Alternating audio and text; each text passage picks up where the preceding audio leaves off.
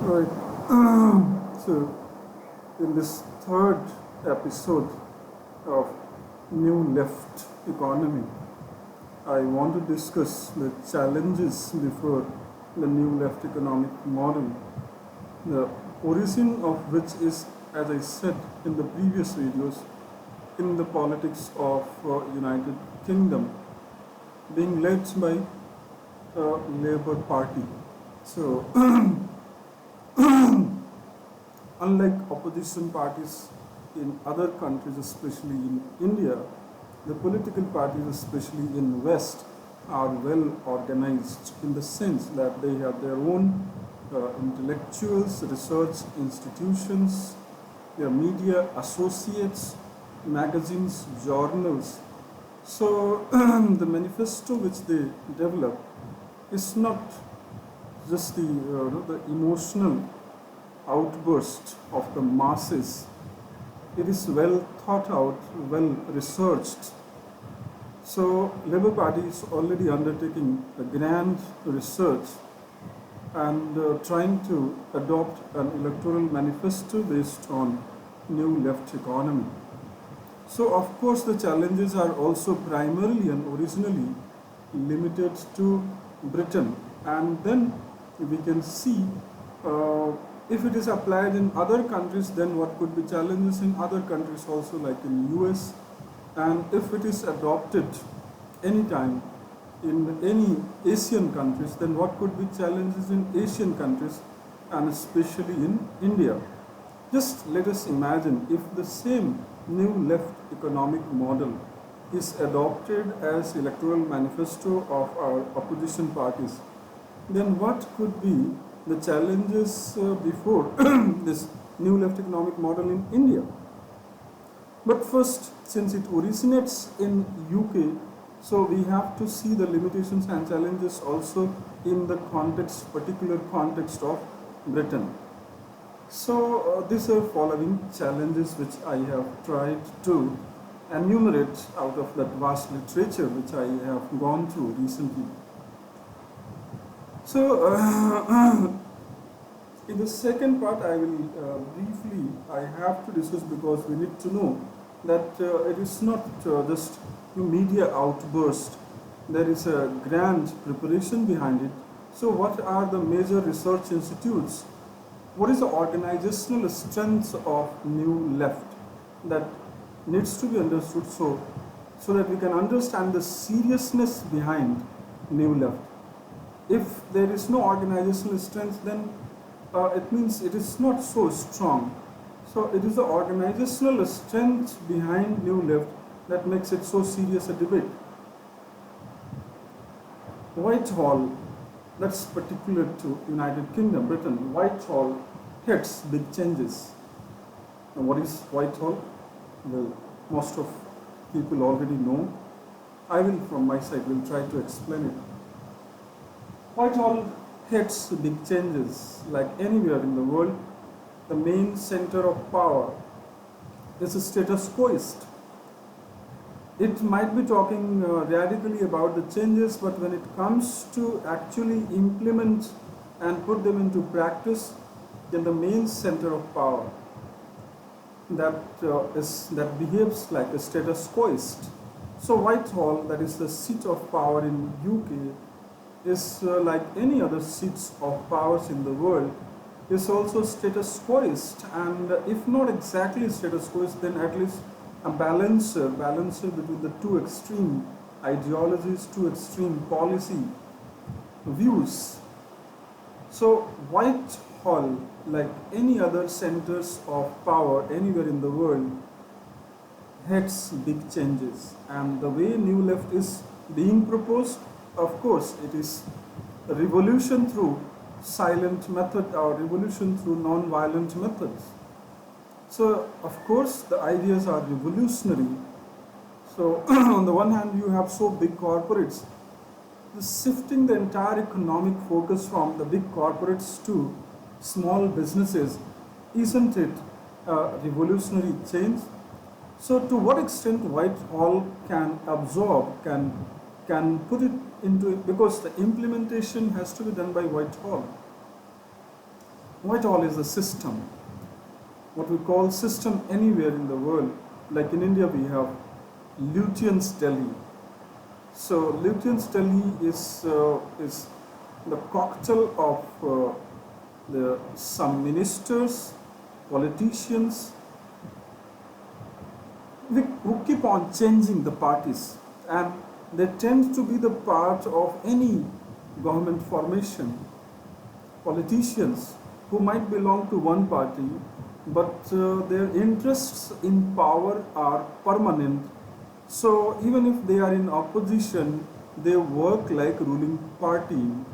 And then most important segment of what we call Lutyens or Whitehall, that is civil services, top bureaucracy. And third is the journalists working in cahoots or in collaboration, in association with the deep-seated bureaucracy, highly placed bureaucrats. So that is the structure of Whitehall or Lutyens Delhi. That works like a system. They are almost like permanent.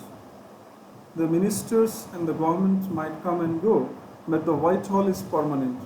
Lutyens is permanent. So the biggest obstacle is Whitehall or Lutyens to carry out whatsoever radical or revolutionary agenda. So Whitehall heads big changes. We will discuss it. The second is chambers of British industry, comprising of industrial interest. That also heads big changes. So status quo benefits big industries. So they would not support this kind of radical changes, and we will see how difficult it is to carry out economic policies without the support of industrial class anywhere in the world. Right? Then third is we have history. So history is a lesson, that's a big lesson. So what is going to happen in future cannot be completely divorced of what has already happened in past. So past gives a trend how the similar things are going to take place in future. So it is not for the first time that big changes in economy are being talked about. It has happened even earlier.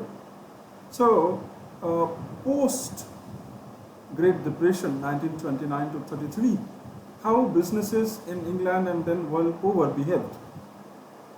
So far as England is concerned, the big businesses sided with or joined Labour Party. They knew very well that Labour Party is going to come into power. So, and also because they needed a new kind of policy framework. So those laissez-faire had actually, as alleged by John Maynard Keynes, that it was the policy of laissez-faire that had brought that devastation of Great Depression. So there was great and paradigmatic disenchantment with the economics, liberal economics, that was laissez-faire, a non-interventionist state, which was alleged by the great economists of 20th century like John Maynard Keynes in his welfarist economics, that it was welfarism, it was non-interventionist state policy that was mainly responsible for that Great Depression of 29 and 33. So a new policy environment was also needed, and rather that gave birth to an altogether new economics in place of laissez-faire, the welfare economics, starting with the New Deal of Franklin D. Roosevelt, 1943 began. That New Deal was, it is said, that was the first state-level launch of grand welfare economics. So, Great Deal, the new Great Deal, Franklin D. Roosevelt, that popularized the welfare economics in Europe also. International institution, economic institution like those Bretton Woods institutions, they were also inspired by the same economic idea Maynardian, Keynesian economics. And central banks in Europe were reconstructed on the lines of economic principles of Keynesian economics. Overall, the world ushered into a new economic era guided by Keynesian economics when third world countries got decolonized from the imperialist countries.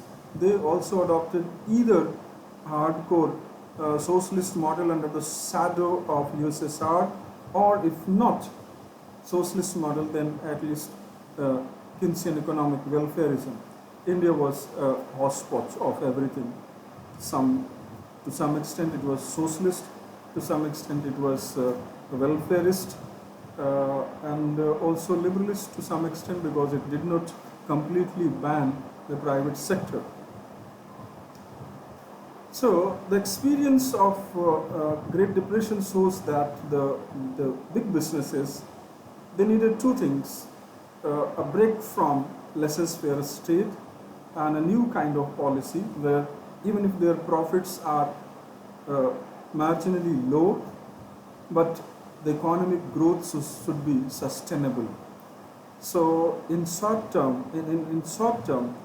even if the growth on the profit is slower, but it should be sustainable in long term.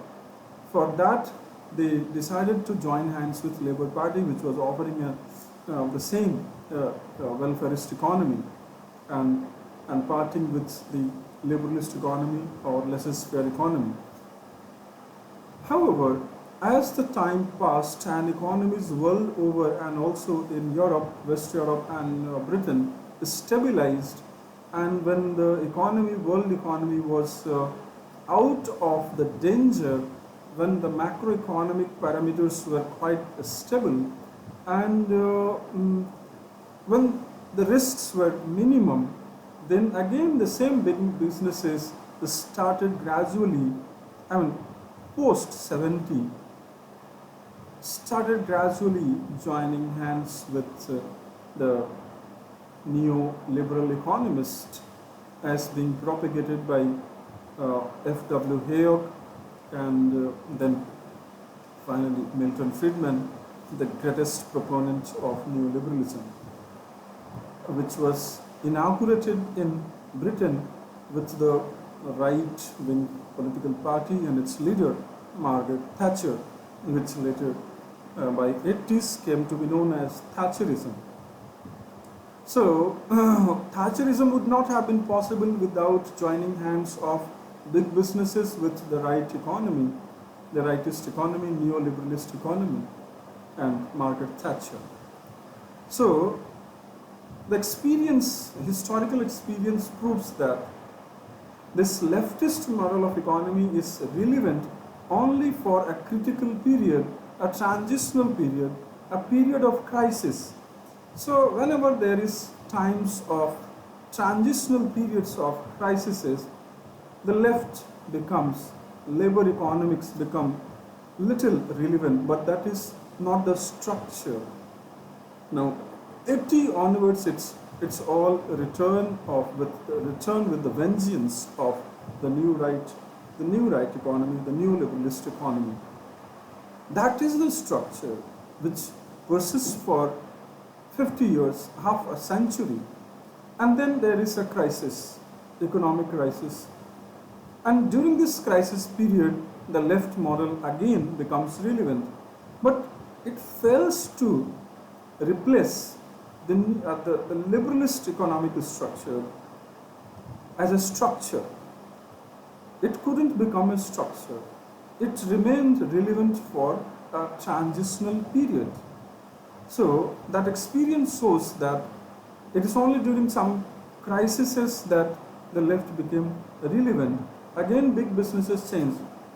Now it may happen that at present, in the crisis of Brexit and British economy facing so many other crises, Labour Party might be getting some support of big businesses also in its agenda.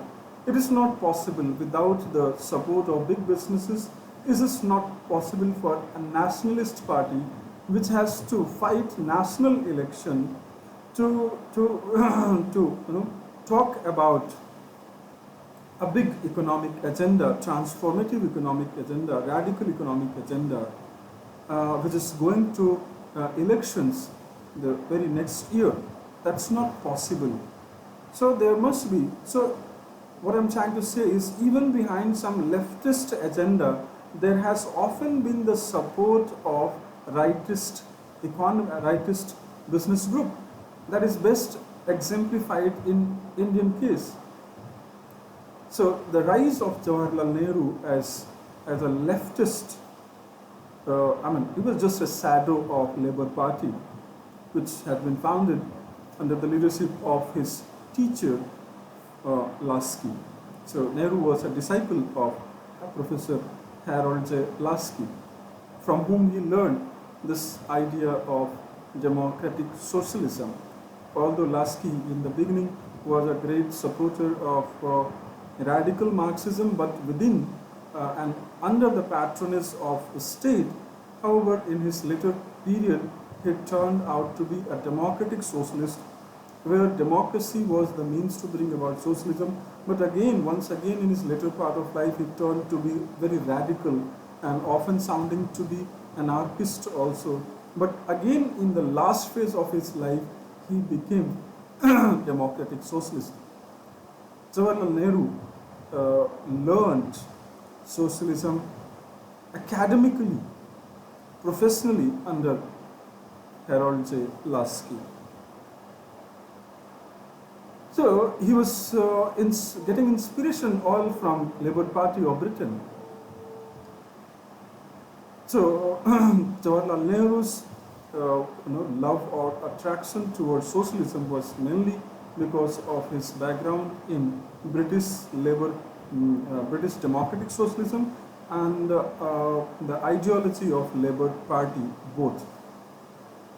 But now Nehru was being supported in India by whom? By hardcore Indian industrialist, Indian capitalist. So this is the time, 1935 to 1945.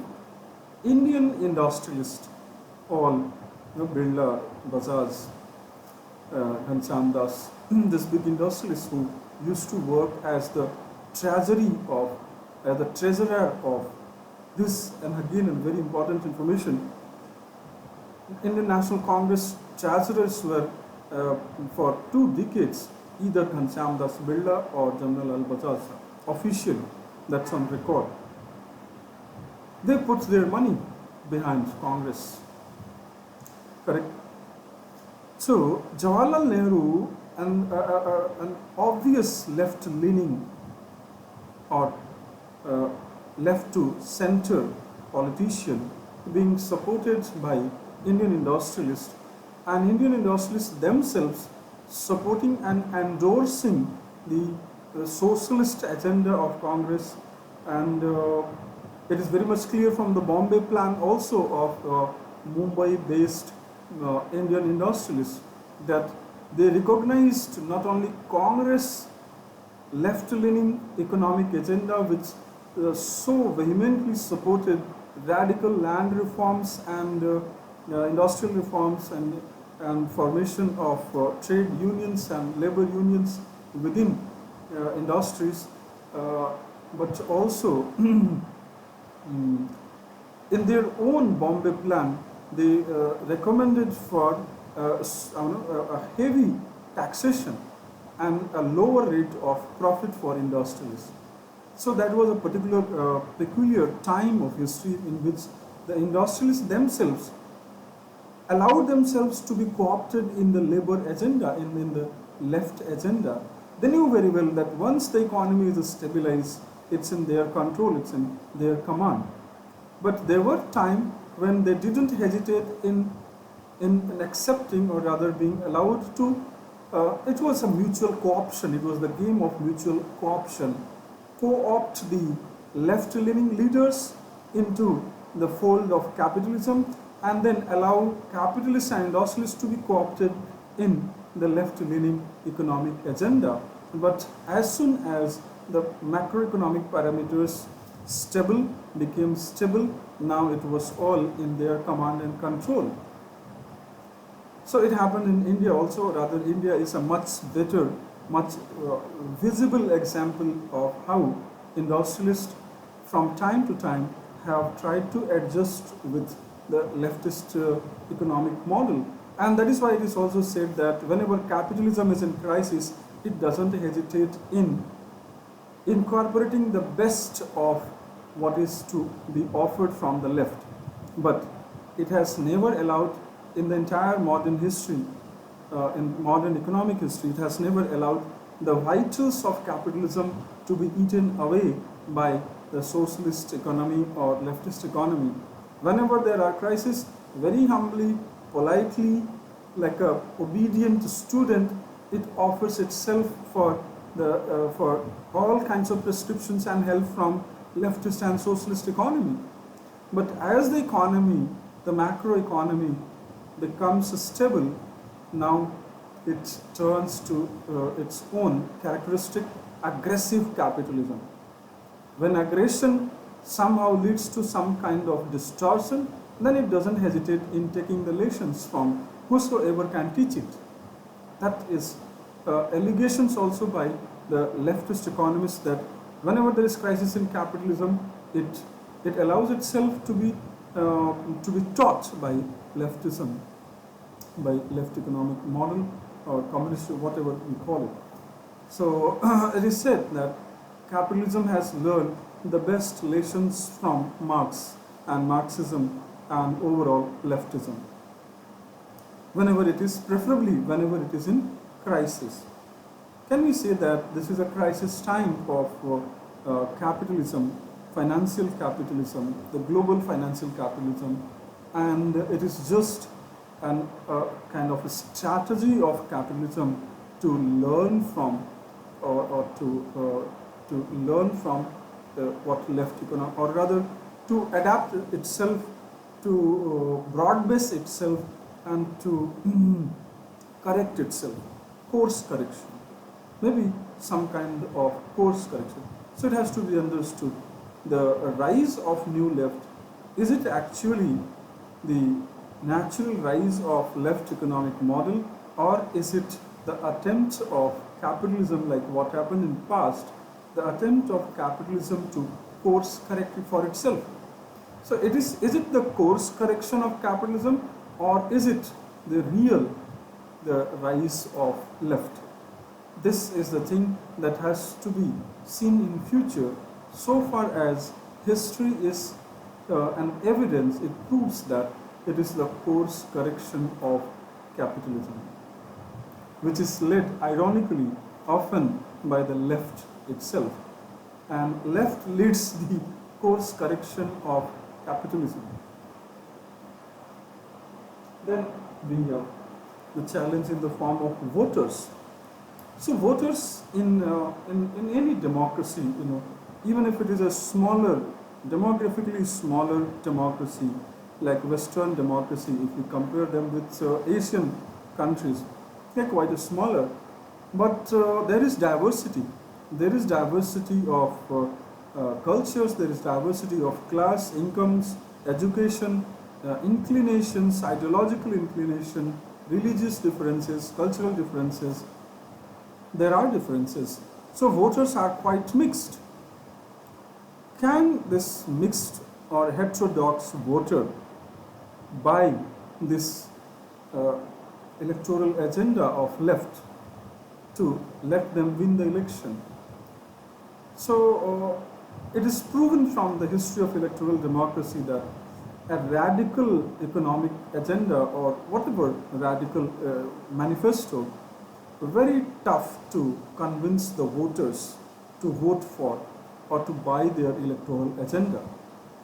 So accepting the fact that British voters being so heterodox, will it go smoothly with the British voters? Will they buy? Even if they buy it for one election, what would be its chances of being bought for the second time also? Unless it is for the second time, the new left economy can hardly grow as a structure. It will only remain as a transitional phase, crisis-oriented or crisis-driven economic, some kind of correction. It's not going to be developed like a structure. It will fail to be a structure. If it is only for one term, 5 years, it's hardly going to be a structure. It will only be a transition time, a crisis-driven course correction for the structure that is right-wing economics, neoliberal economics. So how is it going to go with the voters who are so heterodox and mostly middle class and the supporter of the overall supporter of big businesses? So there are supporters of small businesses also, the local businesses also, but largely the populace is in favor of globalization, and the middle class finds its jobs mostly in big businesses, and they have realization that the tax contribution of big businesses is irreplaceable. Small businesses can decentralize economic power, but their capacity to pay the taxes to the government, which is used for national security.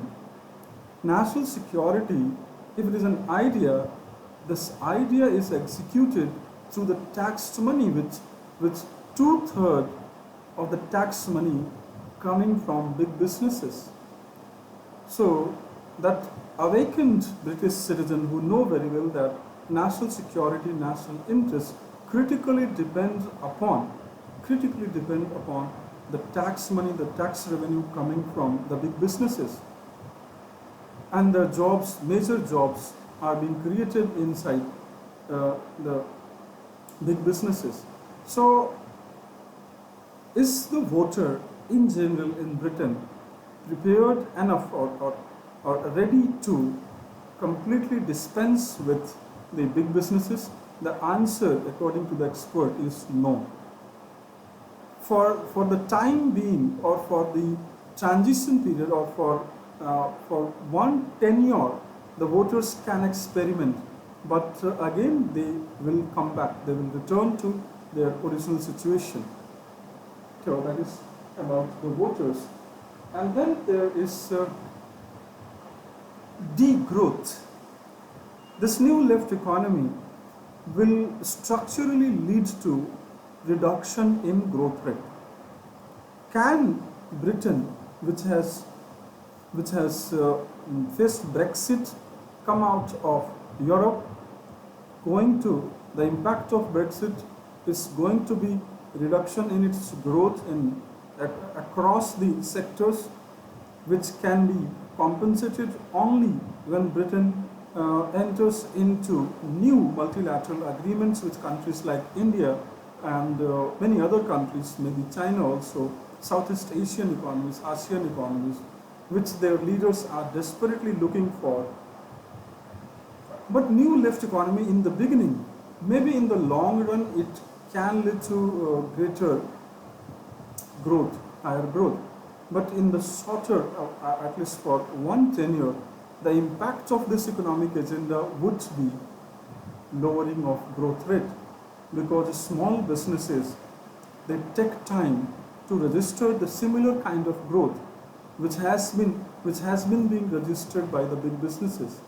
So it is not possible for small businesses, localized businesses, to register the similar level of growth as having been registered in past by the big businesses. Big businesses have the economy of scale. They can reduce the cost of production, they can increase the scope of production, volume of production, and in this way they can increase the profit margin. And that is growth, that leads to, that reflects into the growth digits, growth data. But is it possible for the lower businesses to register the similar kind, or to replace or to show similar kind of growth rate?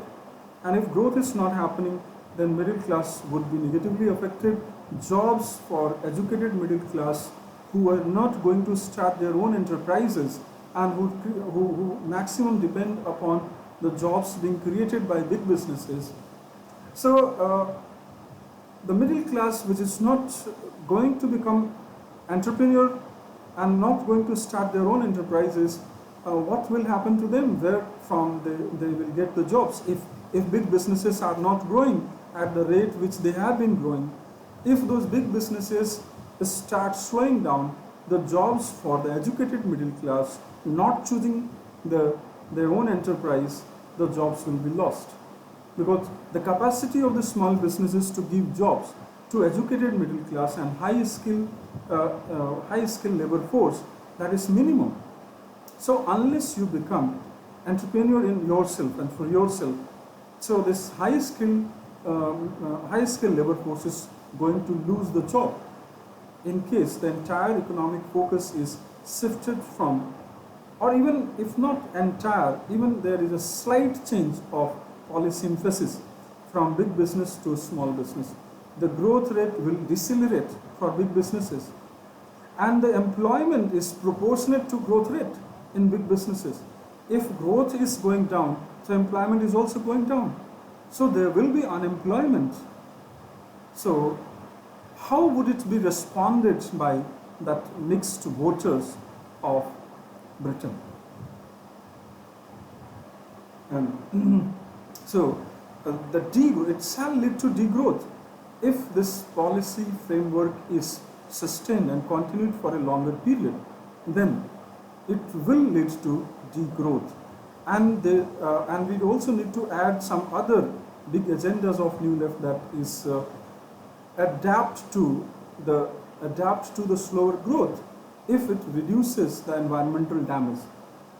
So labor agenda is, the New Left agenda is also about environmental economics. So accept the lower growth rate if it protects the environment, and it is in this context that they have also come out with the support of New Green Deal. So means let us compromise with the growth if it can save the environment. So let us go for environmentally sustainable growth, which is of course going to reduce the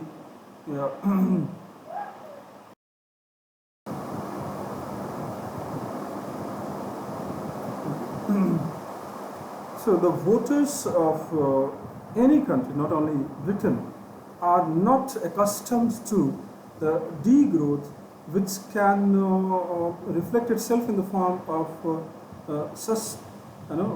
continuous slowdown, meaning thereby that the growth is going down, employment is going down, purchasing power is going down, the ambitions to have more acquisition in life, land, flats, vehicles, etc.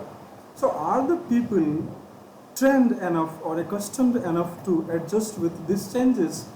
Are they so austere?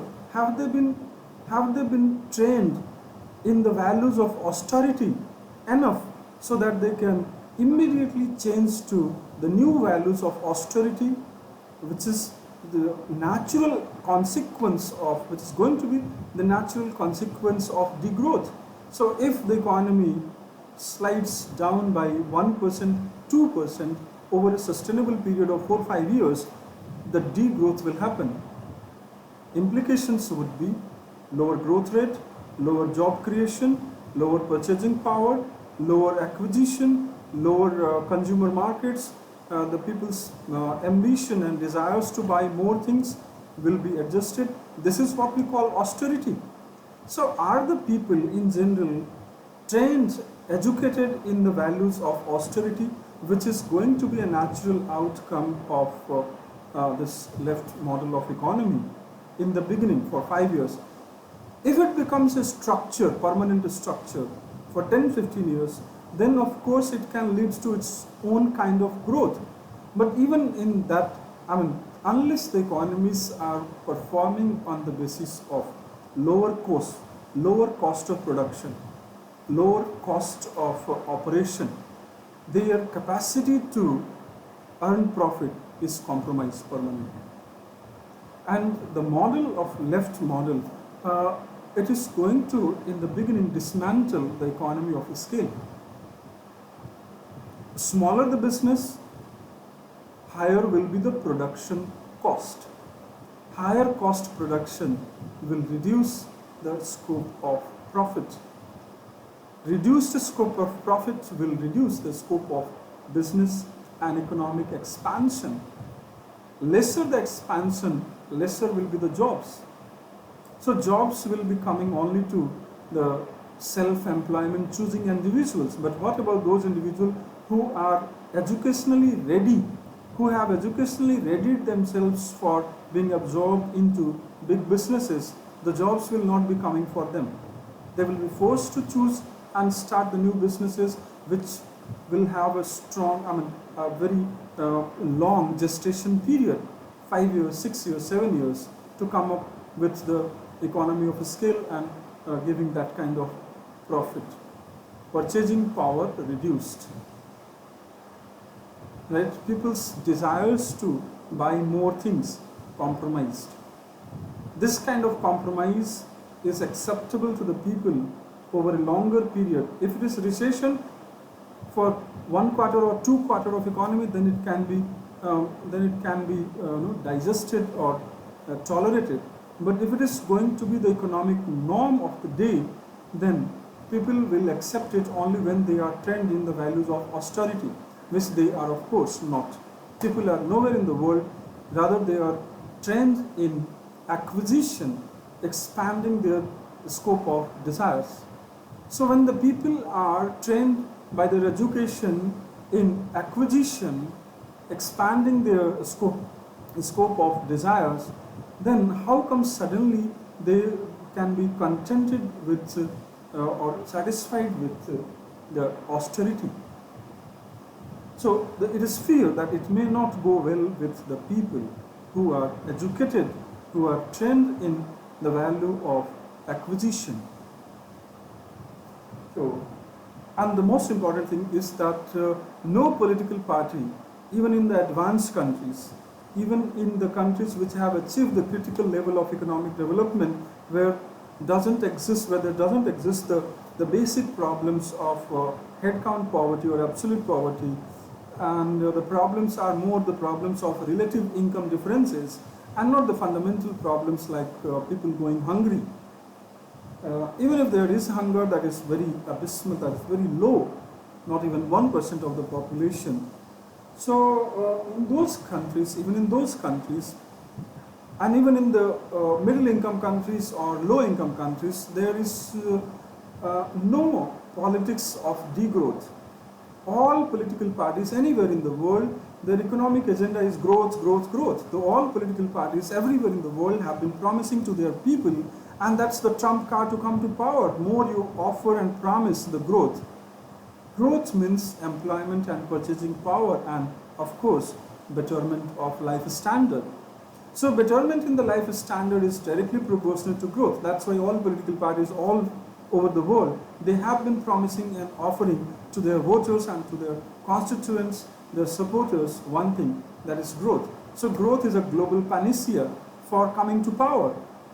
Growth has been for more than 1 century the global electoral panacea for all political parties to come to power.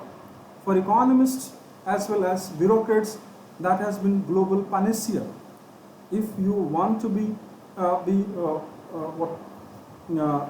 authentic, if you want to sound pragmatic to your people, you have to promise growth, because growth itself contains a wide range of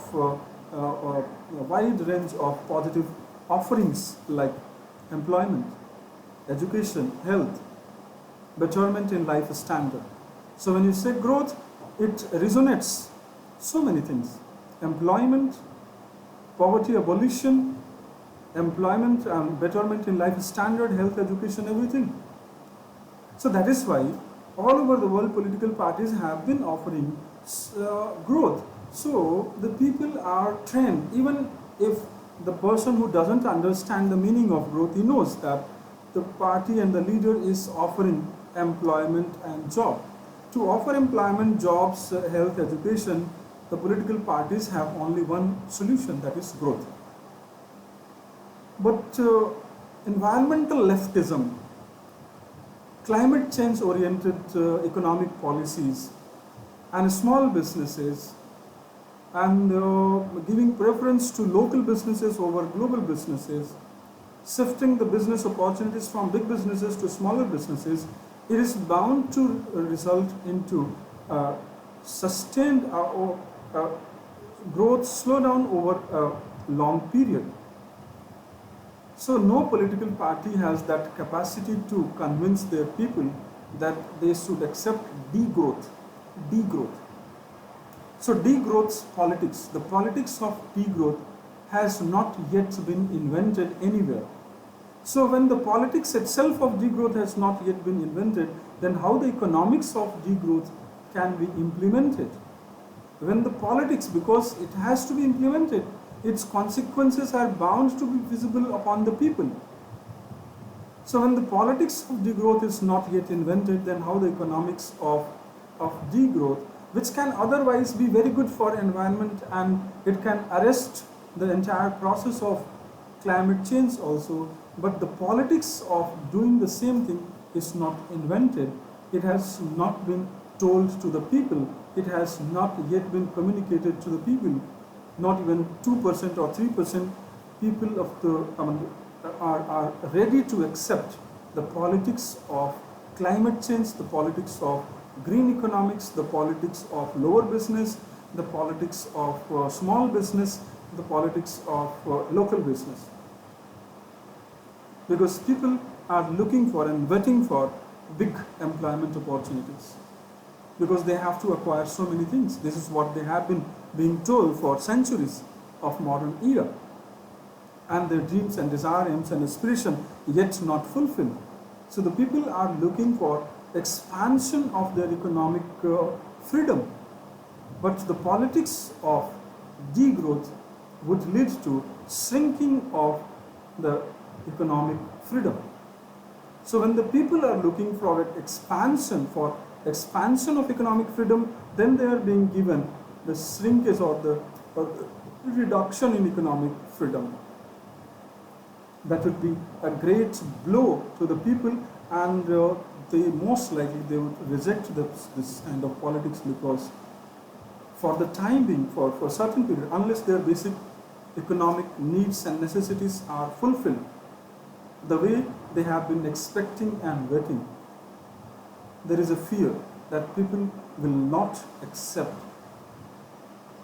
Out of their anger to revenge against the existing political dispensation, they might vote out a government, incumbent government, but only for 5 years. Then there is weak support for Green New Deal. This is a part of the same thing. World over, hardly people are, people means masses are made aware of Green New Deal. That means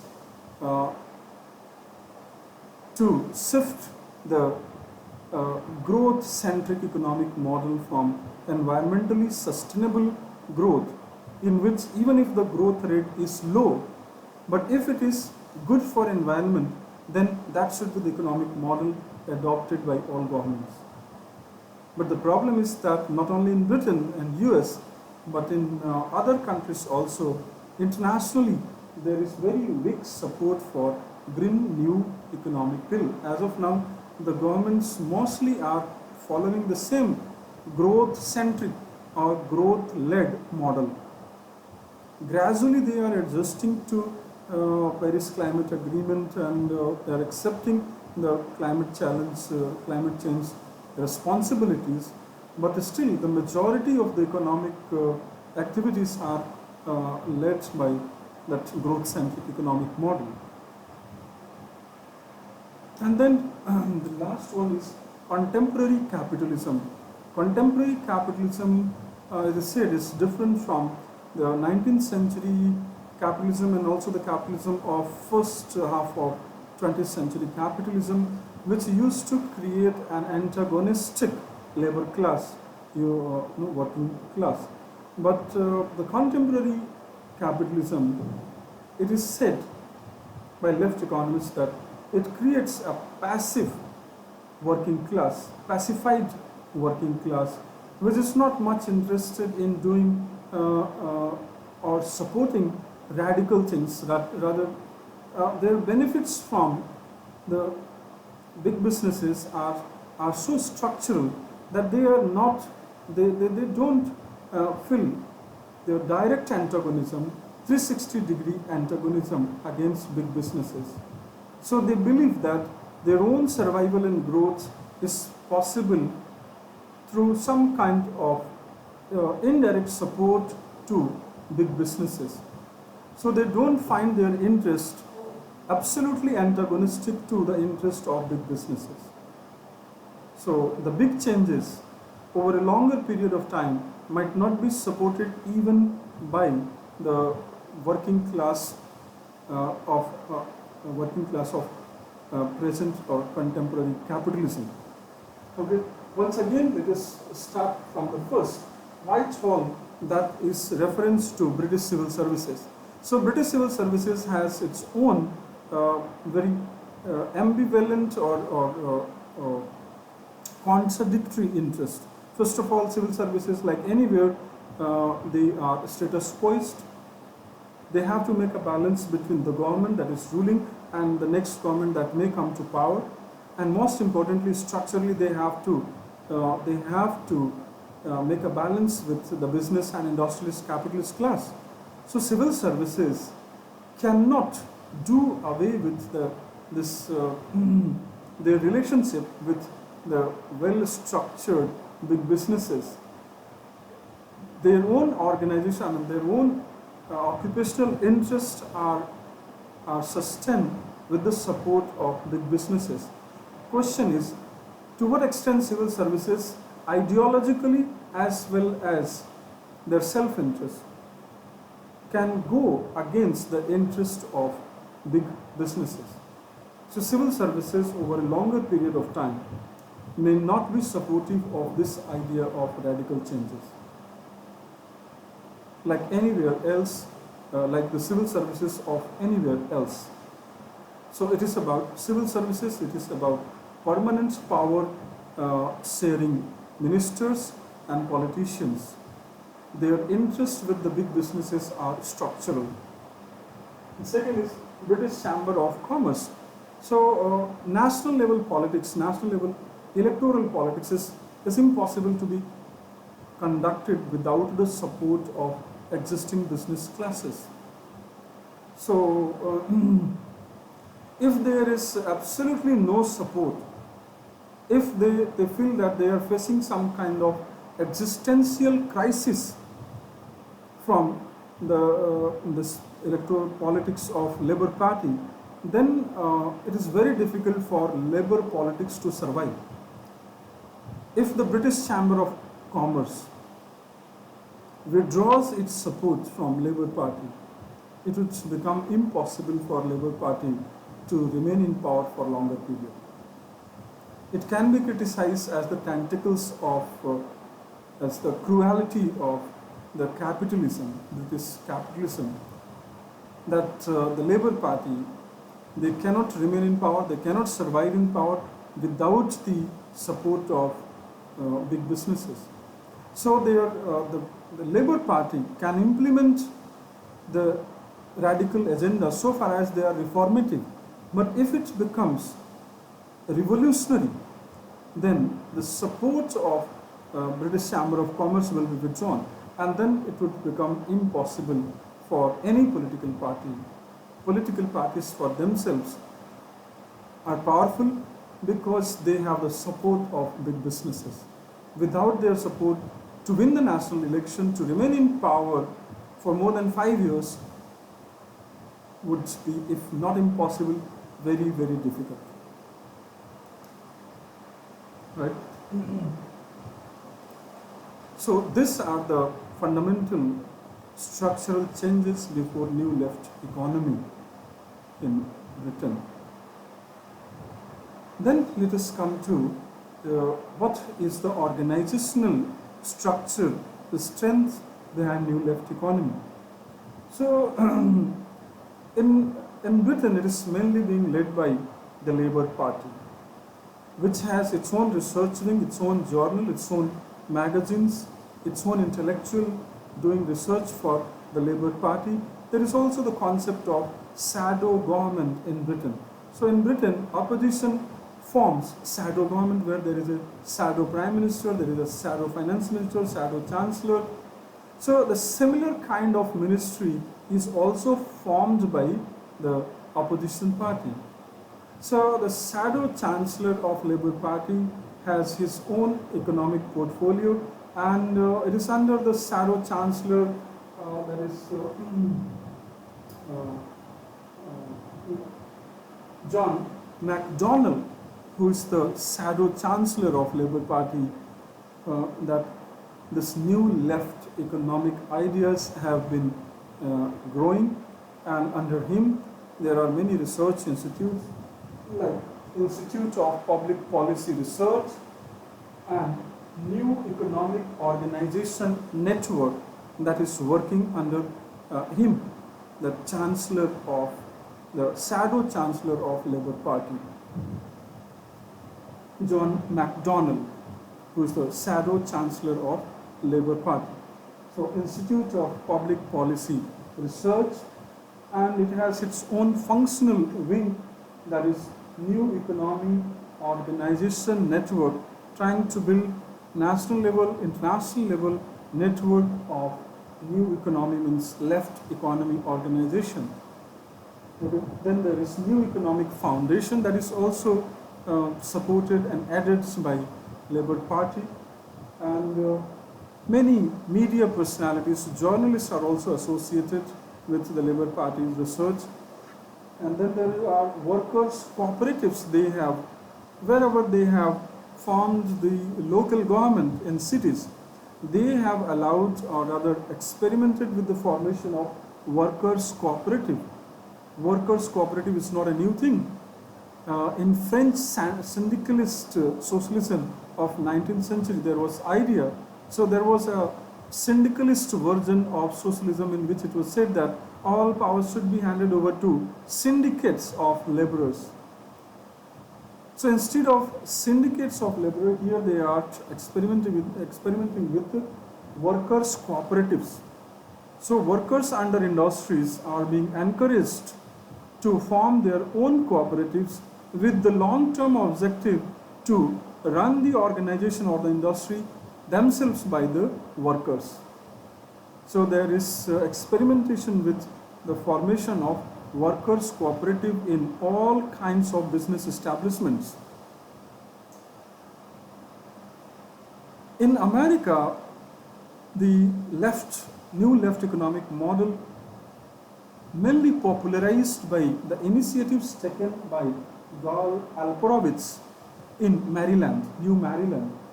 An organization called Democratic Collaborative has come out with several new structures of capitalism, like cooperative companies, cooperatives of the local people working like companies. So they have formed the people's companies, solar companies, the electricity companies, working under cooperatives, and led by Democracy Collaborative. This Democracy Collaborative is a path-breaking experiment in new left economy, led by Gal Alperovitz in Maryland, and later he shifted his base in Cleveland, building a new model, Cleveland model, that is replication of Maryland model. So when they replicated it in Cleveland, then they led the formation of various cooperatives of the people, under which there are companies which have their own solar companies, helping their people to establish solar plants, green technologies, and everything that is done by government. So that is a new economic model in which the people's cooperatives can take up the businesses and form the people's companies, people's businesses, and the profit is shared and distributed in a decentralized manner rather than the profit being concentrated in the hands of the founders and the directors of the company, right? So this one, and then there is another organism called Open Democracy that is in London. So some of the important media persons and research scholars leading the research in New Left are Michael Jacob, Christian Berry, Joy Bunan, Martin O'Neill, John McDonald. John McDonald is the Labour Party Chancellor, Shadow Chancellor, and Matthew Lawrence, who has formed his own organization called Commonwealth for developing the model of New Left. And in America, Gal Alperovitz, who has founded this organization called Democracy Collaboration and is known for Maryland's model of New Left economy and Cleveland's model of New Left economy, people's cooperatives, people's companies, companies being run, founded by the people with the support of intellectuals and running their businesses, all the profits being shared amongst the small stakeholders, no big business involved in it, right? So that is the organizational structure. Gal Alperovitz in America and John McDonald in Britain.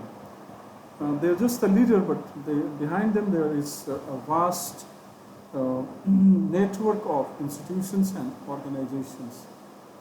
Okay, so this was about the organizational structure and the strength of New Left economy, just to have an idea about the seriousness of this new model of economy and what are the challenges. So conclusion of the challenges is that, is it the rise of an authentic, a genuine New Left economic model which is going to get institutionalized in Britain and in North Atlantic region, and then from there spreading to India also and to other countries? Can it really emerge as an alternative to capitalism, or is it just the course correction of capitalism? That's the conclusion. I am not able to answer this. Only future, after 5 years and 10 years, can answer this. But this question is this question is the conclusion. Is it the real rise of New Left, which is going to be an structure, or is it the course correction for capitalism? So that's all for this video. In next video, I'm going to discuss the implications for New Left in India. Although there is no formal talk about New Left by any political party in India, but hypothetically let us imagine there is a New Left economy, because people often talk in terms of leftist economy in India without having a concrete, a well-researched organizational structure of left economy. People off the cuff, they have been talking about a new economy. Let us hypothetically imagine there is a New Left economy in India. How is it going to play out in India? That should be the subject of the last video which I am going to make on New Left. Thank you.